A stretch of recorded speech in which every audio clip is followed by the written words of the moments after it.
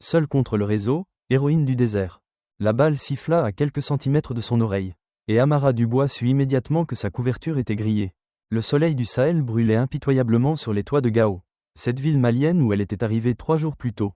Sa mission était simple en apparence, identifier et neutraliser un trafiquant d'armes qui alimentait les groupes terroristes de la région.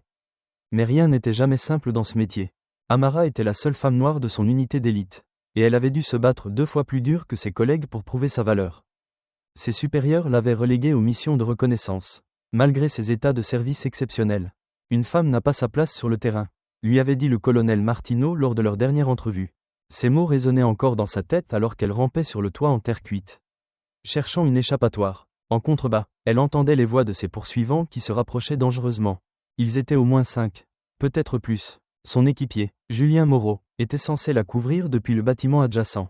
Julien était un homme aux cheveux grisonnants, ancien légionnaire reconverti dans les opérations spéciales. Il avait cette façon particulière de plisser les yeux quand il visait. Et une cicatrice qui barrait sa joue gauche depuis une mission en Afghanistan.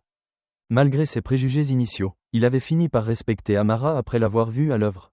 Mais aujourd'hui, quelque chose avait mal tourné. Le silence radio persistait depuis plus de 20 minutes.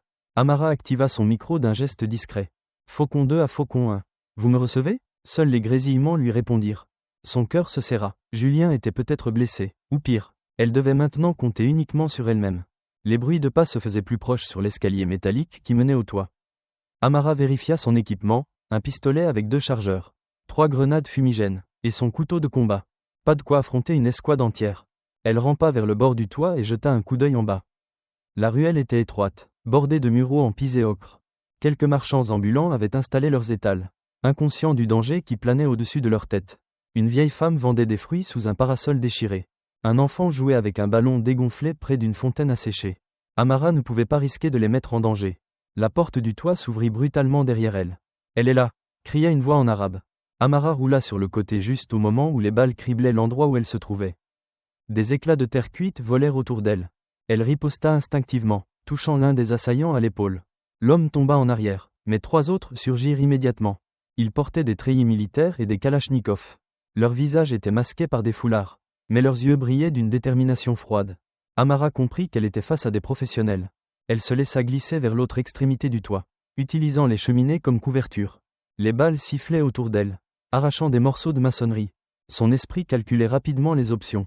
Le toit adjacent était trop loin pour un saut. L'escalier de secours était contrôlé par l'ennemi. Il ne restait qu'une possibilité, descendre par la façade.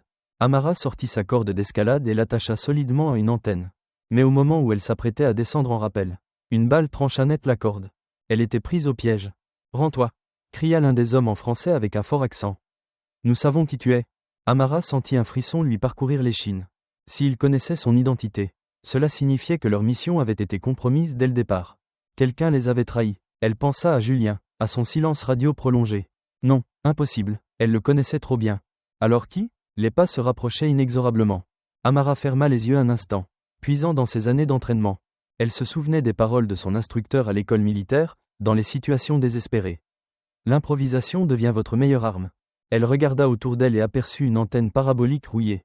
D'un geste rapide, elle la détacha de son support. Le disque métallique était lourd mais maniable. Quand le premier assaillant apparut au coin de la cheminée, Amara lui lança l'antenne comme un frisbee géant. L'homme n'eut pas le temps de réagir. Le disque le frappa en pleine poitrine, l'envoyant rouler au sol. Amara bondit et récupéra son arme. Mais déjà, les autres convergeaient vers sa position. Elle vida son chargeur en quelques secondes, forçant ses adversaires à chercher un abri.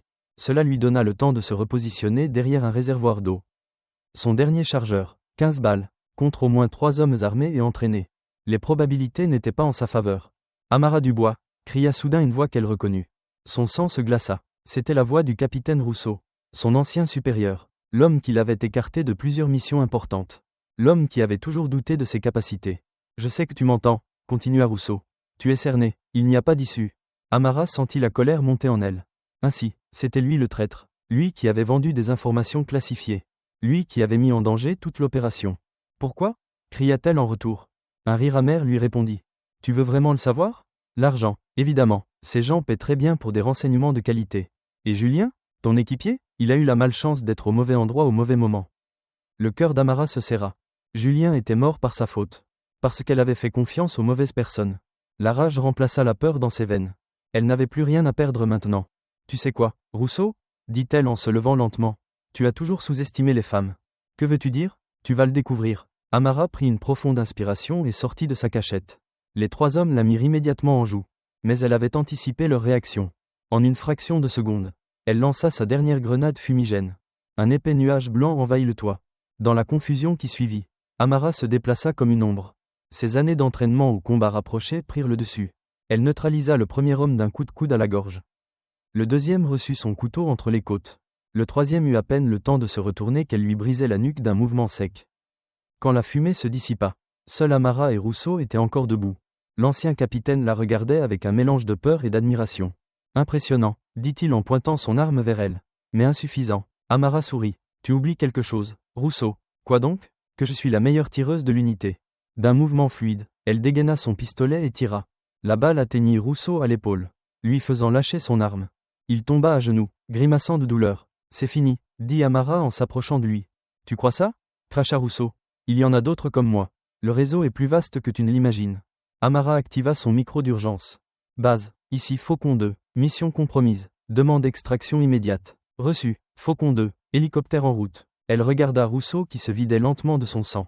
Tu avais raison sur un point, dit-elle, les femmes n'ont effectivement pas leur place sur le terrain. Rousseau leva les yeux vers elle. Surpris, nous sommes faites pour diriger les opérations. Le bruit des rotors se rapprochait. Amara ramassa les armes des assaillants et sécurisa la zone. Elle pensa à Julien, à son sacrifice involontaire. Elle pensa à tous ceux qui avaient douté d'elle. Elle pensa à cette mission qui avait failli mal tourner. Mais surtout, elle pensa à l'avenir, car elle savait maintenant qu'elle avait sa place dans ce monde d'hommes. Non pas en tant que faire-valoir, mais en tant que leader. L'hélicoptère se posa sur le toit dans un tourbillon de poussière. Amara monta à bord, emmenant Rousseau avec elle. Il y aurait des questions, des enquêtes, des rapports à rédiger, mais elle était prête. Elle avait survécu à l'épreuve du feu. Et elle en était sortie plus forte. Alors que l'appareil s'éloignait de Gao, Amara regarda une dernière fois la ville en contrebas. Quelque part dans ces rues poussiéreuses, des enfants continuaient à jouer. Des femmes continuaient à vendre leurs fruits. La vie continuait, indifférente au drame qui se jouait sur les toits. C'était peut-être cela, le plus important, protéger cette normalité fragile, même au prix de sa propre vie, même face à la trahison et au mépris. Amara ferma les yeux et laissa le ronronnement des rotors l'apaiser. Demain serait un autre jour, avec de nouveaux défis, de nouveaux ennemis, de nouvelles missions, mais elle serait prête, car elle était Amara Dubois, et elle n'avait peur de rien.